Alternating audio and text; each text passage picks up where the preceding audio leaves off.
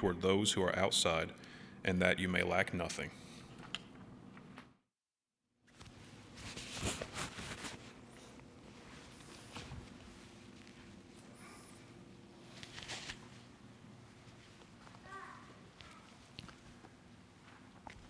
I found it interesting that Tom began, and in his prayer, he thanked God for emotional stability,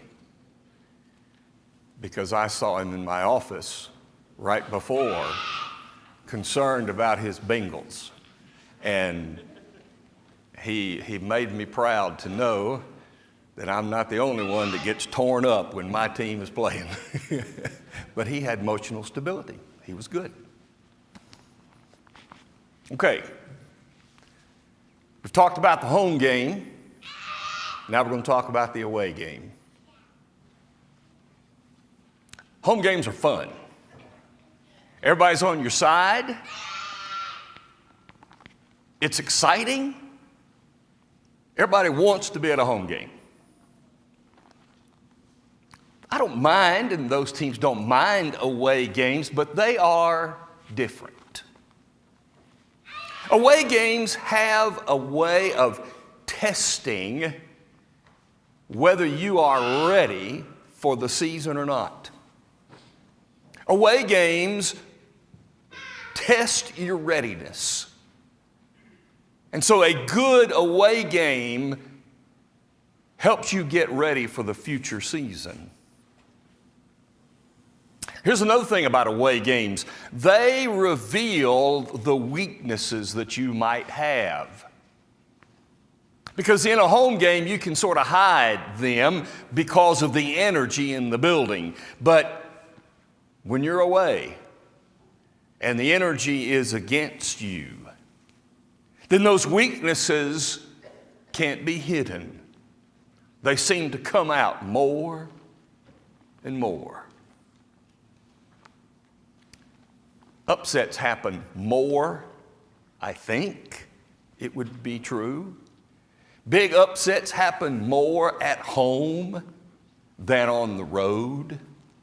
Now, the road upsets, the underdog who wins on the road, well, you remember those because they're really not supposed to win. But the underdogs that win at home, you remember those. Those happen a lot because that's where mostly they're going to happen. The away games are very important. Go to Acts chapter 4, the text that we were using this morning. I want to continue with that text. And I want you to notice with me that after the home game, I'll remind you from verse 23.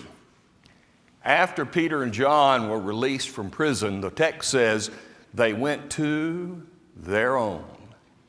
They wanted to find a home game after the difficulties they had faced. And I want to suggest to you that that home game that we looked at this morning produced a successful away game because of what they found at the home game. Look at verse 32. Now the multitude of those who believed were of one heart and one soul. They had a successful away game because at home they developed a real team. They really connected well at home. And therefore, this home experience created a team that could go on an away game and do well. That entire multitude of people who were involved in knowing about and supporting their brethren being persecuted by the government, by the local rulers. Encourage them all to be a team.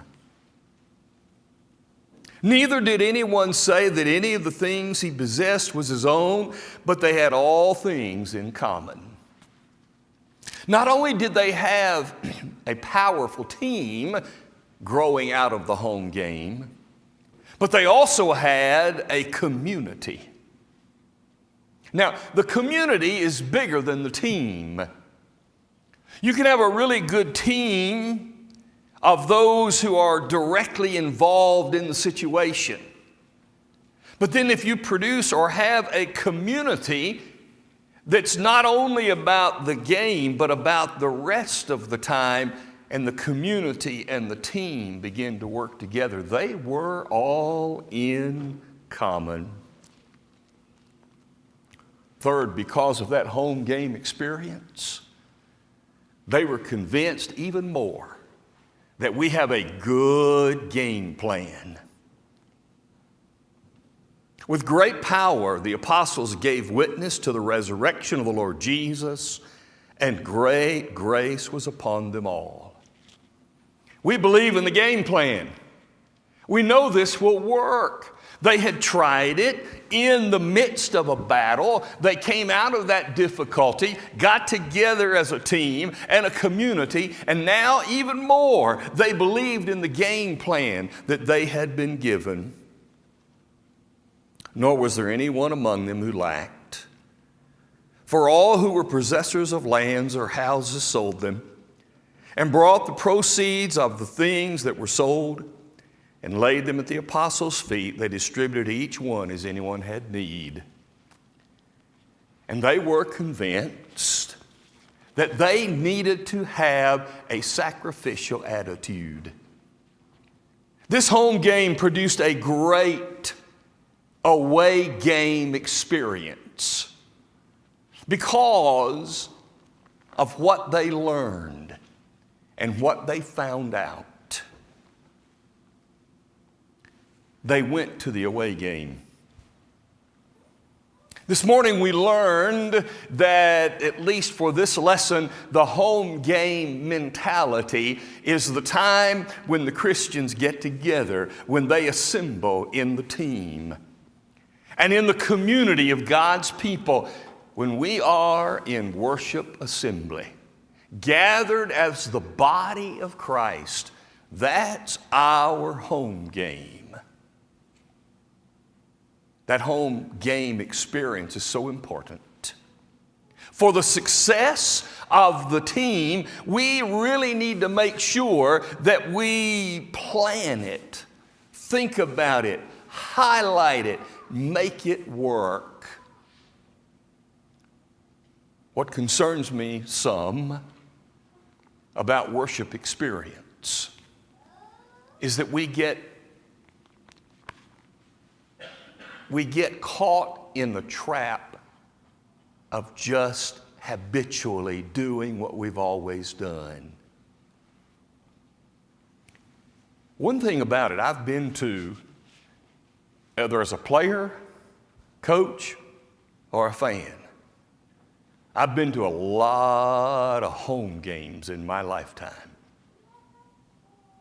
And not one of them ever felt habitual. Not one of them ever felt like, well, we're just going through the motions. We had a game last week, we're going to have another one this week. We're just doing what we've always done. Every home game was an experience. Every home game was real. Every home game meant something. It never felt traditional, lackluster. It felt intense. But sometimes I think our experience of the home game assembly really becomes more habitual. And we need to think through that. We need to think about that. We need to plan to make this experience what it needs to be for the success of the team, the community, the body. Because we're going to an away game. The away game,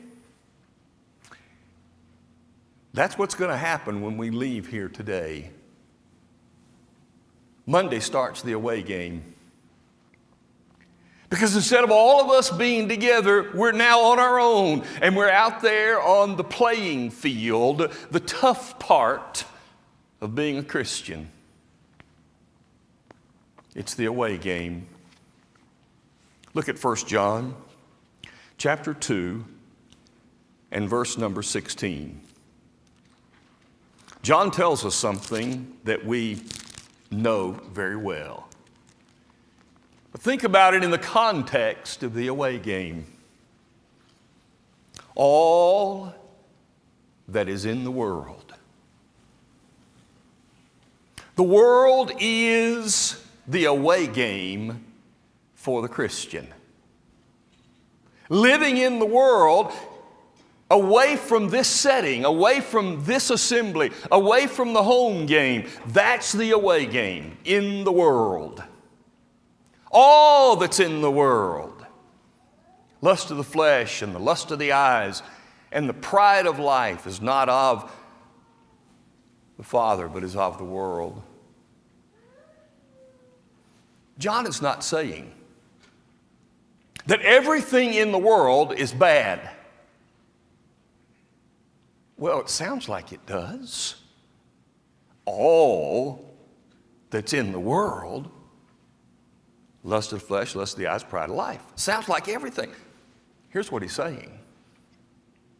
There is good in the world because God is here. Christian people are here. Morality is here. But what he's saying is all that the world can offer from itself, lust of the flesh, lust of the eyes, pride of life. The world cannot offer something beyond itself. Think about that for a moment. This world will not continue. The world is temporary. How can it offer something past itself? So that nothing that the world can offer to us has anything to do with what's coming after it. The world offers what's here. And what the world can offer is pleasure in the moment. That's it. That's what he's saying. The world is the away game. The field, the gym, the stadium is the devil's. We are playing the game. We're playing the away game in the devil's stadium. Because that's who the devil is. Excuse me. When Paul, Ephesians 6, wrote to the Christians and said, you need to put on the whole armor of God. Why? Because we're fighting against spiritual wickedness in heavenly places. This world is filled with the spiritual wickedness. That's why it's an away game. That's why it's difficult. That's why it is very tough for us to fight. Because it's an away game. Satan is called the prince of this world. The devil's playground is the world. When he was thrown from heaven, the only thing left to him to do was to corrupt the place that God had made for us. He'd lost that place. Now he needs to corrupt this place. Because in corrupting this place, he keeps us from him. That's the only thing he has left. That's all Satan has at his disposal.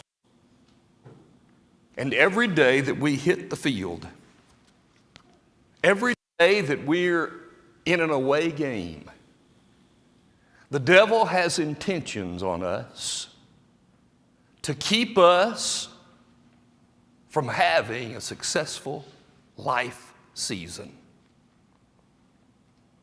He wants us to fail. He doesn't want us to make it to heaven.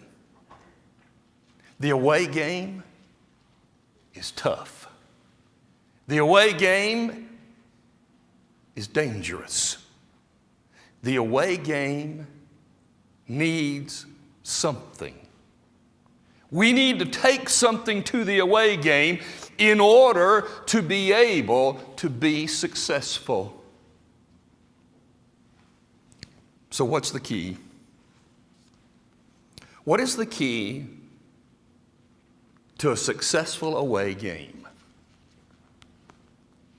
Well, first of all, let's put the home game in perspective.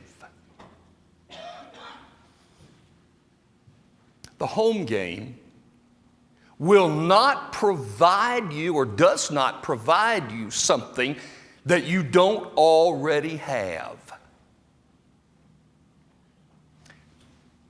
A team playing in the home arena will not, merely because of the energy of the home fans, now have abilities they did not have until the fans started yelling.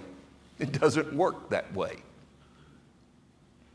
So if we're going to have a successful away game, we need to understand the home game properly. We're not supposed to find in this time things that we don't already have. We have to bring something to the home game. The fans aren't able to give us something that we don't already have. Number two, the home game says, no, not every visiting team that comes is going to be easy. That's not how the schedule works. Just because you're at home doesn't mean that at home you've already scheduled all the easy teams. That's why home games work so well. It's not true. In fact, if you're going to play tough games that you're really trying to win, you probably want to have them at home. You have a better chance. So just because you're doing well at the home game doesn't mean it's because the visiting teams were so bad. That's not what the home game does. There's something real happening at the home game. And that's a good thing. That's something we need to know. Because third, at the home game, not every bounce is going to go your way. Even in the home game, things happen that aren't good. There are difficulties. There are things you have to overcome. You can be behind and you have to come back. So the home game, we should not expect that everything is going to work perfectly and everything is going to be exactly what we wanted it to be. That's why the home game is so important. The home game doesn't keep the away fans from coming in. Even at a home game, you're going to get some problems. Even at a home game, there are going to be foes who are going to try to help you or make you fail. When we gather on Sunday, what do you expect? When you gather on Sunday, are you expecting that just being here will give you something in Christianity that you don't already have? Not possible, is it? It's sad, but I think there are people, whether they intend it or not,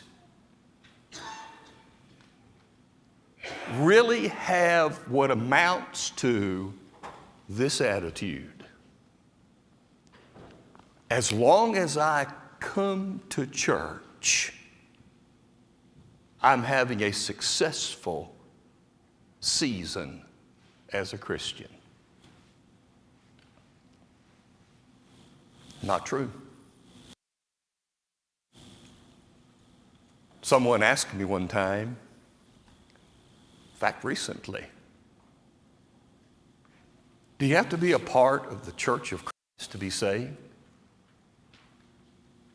And one of my answers is, there are people in the Church of Christ, the church that Jesus built, who are not going to be saved. And I think one of the reasons is they count on marking an attendance card as a way to get in. It concerns me. When you come here and we're assembled together as the people of God, are there no troubles and no trials, no problems? Is it possible that someone, even in this time of being together, could offend you? Could distract you? Could tempt you?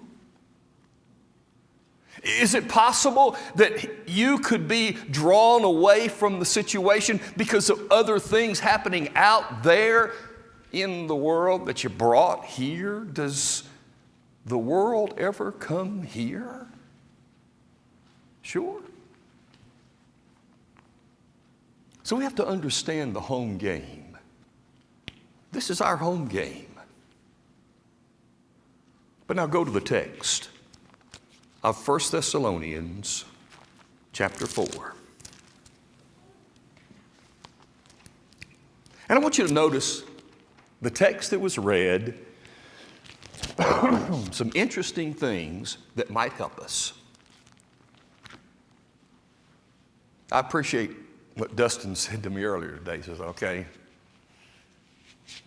I got to get back and figure out what this away game thing is all about. I said, well, there's only one point. Talk for 20 minutes, one point. You're finally there. He said, well, don't tell me. Don't. I'm not going to tell you. I'm going to tell you now. I'm going to tell the rest of us. If you want to have a successful away game tomorrow, when we hit the devil's field, here's what has to happen. In sports or in Christianity, to have a successful away game, you got to take the home game mentality on the road. That's what you got to do. And any team that is able to take and bottle and have the energy that they find at the home game and take it with them to the away game, the chances of success are far greater. If you came in here today, any time during this day, in worship assembly, and you were sort of down, the devil was knocking on your door. But after being here and being around and listening and praying and singing and studying and fellowshipping, if all of a sudden you go, when you left, wow, now I'm ready. Because you covered that up, got it out of the way. Take it with you. Take this home game experience into your away game tomorrow. And it'll help us be successful. Look at the text and how he put it. I'm looking particularly at verse number 11. Aspire to lead a quiet life. Now, that doesn't mean aspire not to talk. Think about it this way. When you're at the home game, and that noise is deafening. The same noise, deafening as it is, helps the home team. But it hurts the visiting team. Same noise. What's the difference? How you listen to it. Aspire to lead a quiet life. Listen to the proper noise. If we tune our ears to hear what's out there for us in the noise of the world, just like the visiting team, if they are going to win in the home game of the other team, they have to figure out how to tune out that noise. They got to figure out how to say, okay, we're not going to let that noise get to us.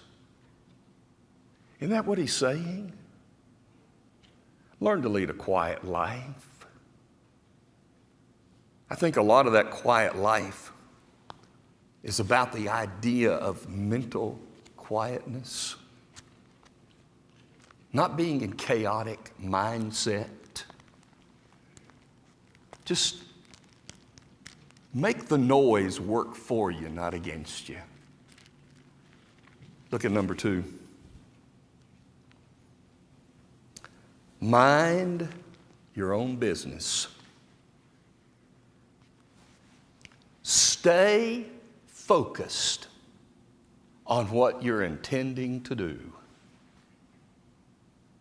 The world is filled with distractions. That's what it means. Lust of the flesh, lust of the eyes, pride of life.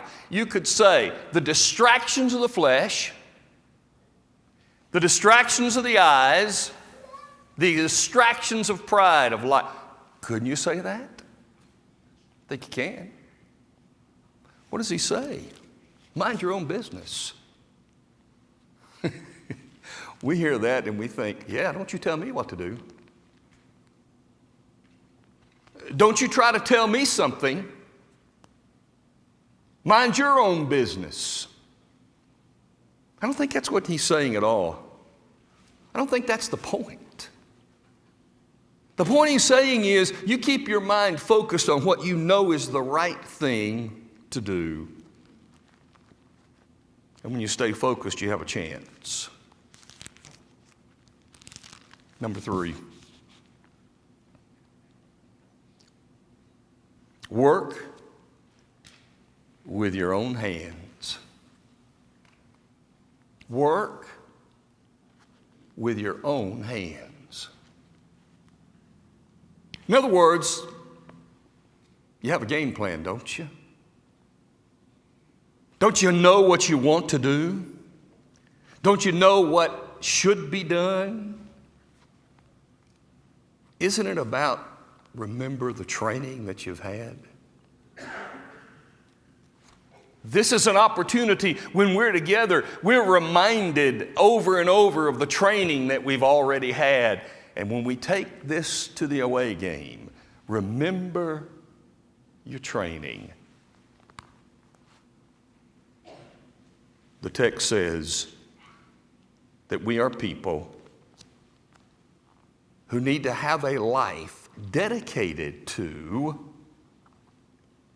taking the home game mentality into the away game arena.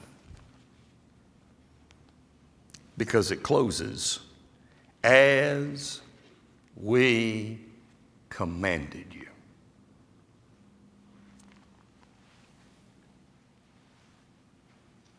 The key to the away game success is to take the home game mentality with you. When you make a mistake at home in the home game, it's a whole lot easier to get over it because everybody's there, we're all working together, the fans are on your side, your team comes around to pick you up, and it's a lot better. When you make a mistake on the road, the margin of success seems to be so small that every mistake seems to be magnified, and you start beating on yourself, and you're upset, and you're just mad, and you're by yourself because we're in the devil's arena. Don't beat yourself up just because you fail some during the away games. It goes without saying. Where are people most likely to commit sin? During the assemblies of worship or in the stadiums of Satan? We know the answer. So don't beat yourself up. We're going to fail. We're going to mess up. But remember, every week, there's at least one or two or three opportunities for a home game to get the energy back, to have a successful away game. I hope you want to be a part of the winning team, because the home team of God's going to win. And if I can use the home games to help my away game, I'll have a chance. I can know that I'll be successful, and the season of my living a Christian life. Anything we can do to help, anything you need, we have shepherds who will meet.